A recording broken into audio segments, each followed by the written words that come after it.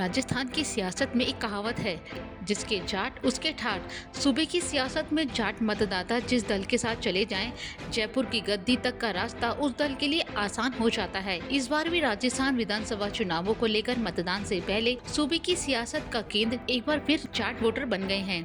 सत्ताधारी कांग्रेस हो या विपक्ष भाजपा, दोनों ही दलों का जोर जाट मतदाताओं को अपने पाले में करने पर है। कांग्रेस ने 200 में से 36 सीटों पर जाट नेताओं को चुनावी मैदान में उतारा है, वहीं भाजपा ने 31 सीटों पर जाट कार्ड चला है। उम्मीदवारों में जाट कार्ड के बाद अब दोनों दलों के बीच जाट वोट की लड़ाई चुनाव प्रचार में भी साफ नजर आ रही है।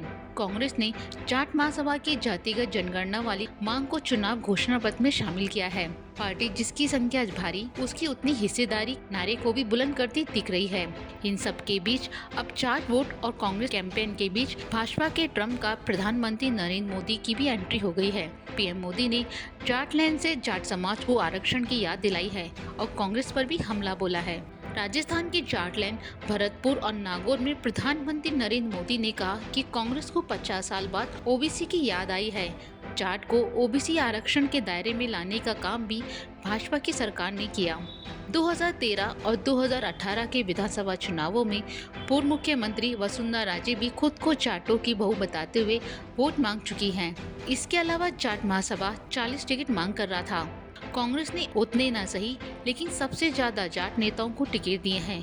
पार्टी ने महासभा की जातिगत जनगणना वाली मांग को भी मुद्दा बना दिया है। अब इस सीन में राष्ट्रीय लोक दल यानी आरएलडी की भी एंट्री हो गई है। आरएलडी प्रमुख जयंत चौधरी ने भरतपुर से पार्टी के उम्मीदवार समर्थन में चुनावी रैली की, जिसमें सीएम अशोक गहलोत भी थे। आरएलडी का कांग्रेस से गठबंधन है और आरएलडी ने फिर से गहलोत सरकार का नारा भी दिया है। वहीं पीएम मोदी के जाट कार्ड के पीछे की वजह ये बताई जा रही है कि अब की हनुमान बेनीवाल की पार्टी अलग ताल ठोक रही है, जो साल 2019 के लोकसभा चुनावों में भाजपा के साथ थी। आरएलपी के भी चुनाव मैदान में होने की वजह से ये कहा जा रहा है कि अशोक गहलोत की सरकार से नाराज जाट वोट भाजपा और आरएलपी में बंट सकते हैं। ऐसा हुआ कांग्रेस को नुकसान हो सकता है। इन दोनों प्रमुख दलों के अलावा 3 जाट पार्टियां भी चुनाव मैदान में चुनौती दे रही हैं। हनुमान बेनीवाल की राष्ट्रीय लोकतांत्रिक पार्टी, जयंत चौधरी की राष्ट्रीय लोक दल और दुष्यंत चौटाला की जन नायक जनता पार्टी। यहाँ भाजपा और कांग्रेस ही नहीं, जाट नेता बेनीवाल के साथ ही यूपी और हरियाणा के जाट दलों की भी नजर है। राजस्थान में हर दल की सियासत जाट वोट के इर्द गिर्द ही क्यों घूम रही है, इसके पीछे की वजह जाटलैंड की सियासत तो है ही। एक वजह ये भी है कि जाट जिसके साथ जाते हैं लगभग एक मुश्त जाते हैं। नागौर के साथ ही भरतपुर, जैसलमेर, बाड़मेर, जोधपुर जैसे करीब दर्जन भर ऐसे जिले हैं जहां जाट मतदाता निर्णायक भूमिका निभाते हैं। ऐसी सीटों की संख्या करीब 65 है। इसके अलावा राजधानी जयपुर और आसपास की कुछ सीटों पर भी जाट मतदाता जीत हार तय करने में अहम भूमिका निभाते हैं। इसके साथ ही इन चुनावों में जाट सीएम का मुद्दा भी छाया हुआ है।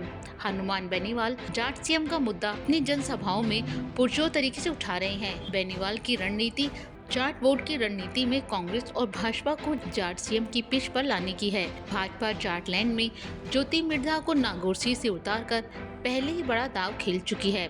ज्योति मिर्धा कांग्रेस के कद्दावर नेता नाथूराम मिर्धा की पोती हैं।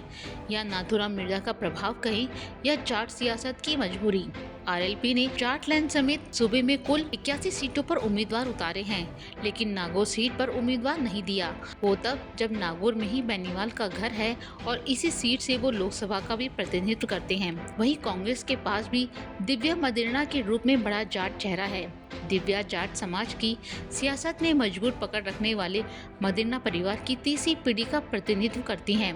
दिव्या के दादा परसाराम मदेरणा कभी राजस्थान के मुख्यमंत्री की रेस में भी थे, हालांकि वो सीएम नहीं बन पाए। दिव्या के पिता महिपाल मदेरणा भी राजनीति में थे और अशोक गहलोत की सरकार में मंत्री भी रहे हैं।